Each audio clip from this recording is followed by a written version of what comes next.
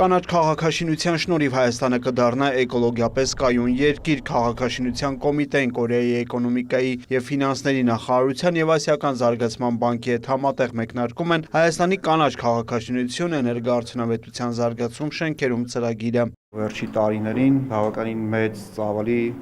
քաղաքաշինական ծրագրեր են իրականացվում և մի կողմից ունենք մեծ տնտեսական շինարարության ոլորտում, մյուս կողմից շատ է քննարկվում կլիմայի վրա, շրջակա միջավայրի վրա քաղաքաշինական ծրագրերի վատ ազդեցությունը։ Կորեայի Հանրապետությունը տրամադրելու է մոտ $300,000 շինաշխատանքների, նաև շենքշինությունների էներգոարդյունավետությունը բարելավելու նպատակով։ Հույս ունենք, որ նմանատիպ ծրագրերը կօգնեն մեզ քաղաքաշինական ծրագրեր դարձնել ավելի անվտանգ, դարձնել իրենց հասցրած վնասը հասցնել նվազագույնի, ունենալ ավելի ցածր արտանետումներ, ունենալ փոշու ցածր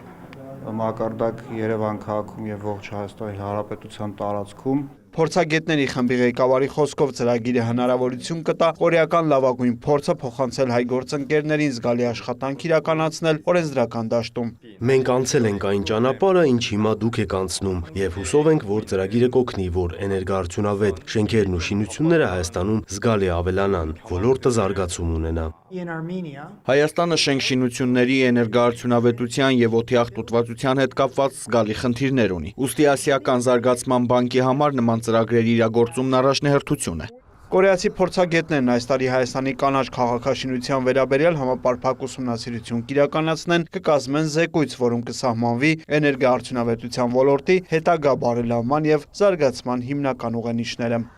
Ուրիր Մկրտչյան, Ռոմիկ Խաչատրյան, լուրեր։